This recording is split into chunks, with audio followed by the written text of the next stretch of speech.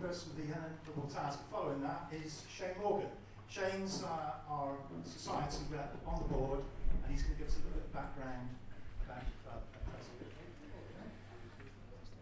Well, fancy having a warm-up act of Ken Loach. Am I supposed to follow that?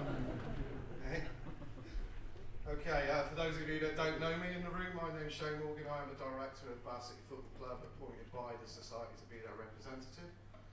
I first came down here 20 years ago. I only popped down for a pint. The game was immaterial. I was going out for a drink with our friend Rich afterwards. 20 years later, here I am as a director of the football club.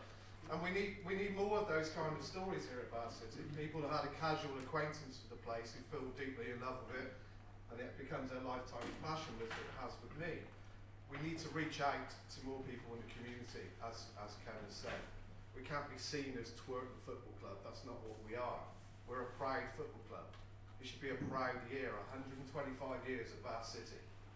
This is a club of Mortensen, of Skirton, of Book, Ken Loach, of Mike York. All these legends, we've got a rich history that we should celebrate. The history is still continuing. Hey, we're in the quarter-final of the trophy. Second time in our history. We need to celebrate the fact that we have a football team in this city. You know, people are aware of us. I know they're aware of us. People are aware at my school when I go and pick up my child that I'm associated with Bath City. Unfortunately, we don't see them down here. We've got to reach out to that community. And it's always been my belief ever since I've been on the board, and before that, when I wrote for the Chronicle, I wrote an article 6 years ago now about the pros of community ownership or fan ownership, whatever model you want to use. And I thought it was the future of the football club. What the board would have to admit, and they would admit, and Paul made a statement upstairs earlier this season, we can't go on as we are. The status quo is not an option. It would be great to celebrate 150 years of Bath City, God willing, if I'm still here. But if it carries on the status quo, there is a perilous situation where we might not get to that 150. We can't have that. So we can't continue as we are. The debts have always been there.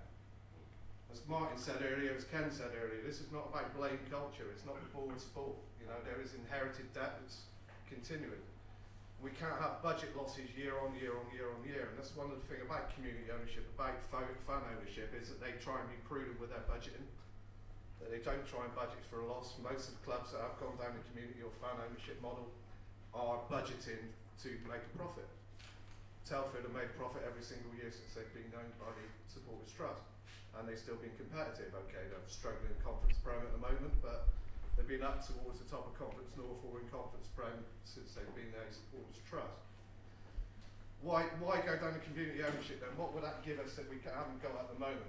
Well, you've got the opportunity for strategic partnerships that you can do on the ownership model we have at the moment. You can engage with entities that you cannot do as we are as a limited company. It's been shown that attendances increase when you go into community ownership or fan ownership, and they are sustained. Even when a team is struggling, the resilience is there that the fans still come because they feel it's their club. It's not just a case of, oh, right, it's a rainy old day, we've lost 3 on the trot, I won't bother today. They feel some kind of duty that they have to get their bums on those seats. So the attendances stay up at a high level. Partnerships with local authorities, partnership with central authorities like Sport England and everything else that are available there for us. And Supporters Director always there available for us for support. Sponsorship doesn't seem to be affected by those clubs that have gone down the community ownership route or fan ownership route. In fact, a lot of them have increased their sponsorship because some companies feel that they have some value given to them by being involved with some kind of community scheme. Also, there may well be tax benefits for them. I'm sure there'll be more on that later from William. I'm not going to get bogged down in tax, I will end up losing you. But there are incentives there for companies to put money in or individuals to put money into a community owned scheme that we would hope that we would have. And that's what it's all about. It's about trying to sustain this football club at a level it's at or even better than it's at. But I don't think the level of football that we're playing is really important. I don't think who the chairman of the club's important, who the board of directors is important, who the managers are, even who the players are. What's important is that we can have a meeting like this in 25 years' time, because if it carries on, we won't. I know you've heard all these stories before. You know, boy who cried wolf. Every year you have either Jeff or Paul or Amanda or whoever saying, we need money, we need money. But those debts are pressing now. There are some of them that are due for repayment this year. I don't want to go into the individuals involved and anything else, but there is money that is due to be paid this year. And just like you, if you took out a loan, then there are consequences for that if you don't meet that repayment, so would they be for the football club. We need to pay off those debts. We need to pay off the other debts as well, ideally, as already spoken about by Ken, those shares as well.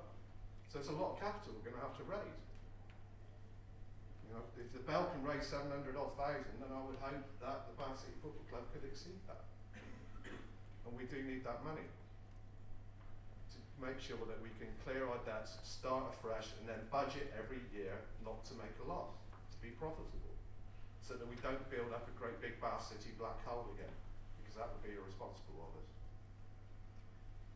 I'm glad to see we have some of the directors aboard here today, this evening. And they should be congratulated on what they've done over the last 10 to 15 years in keeping this club going. Because without them, we wouldn't be sat in this room today.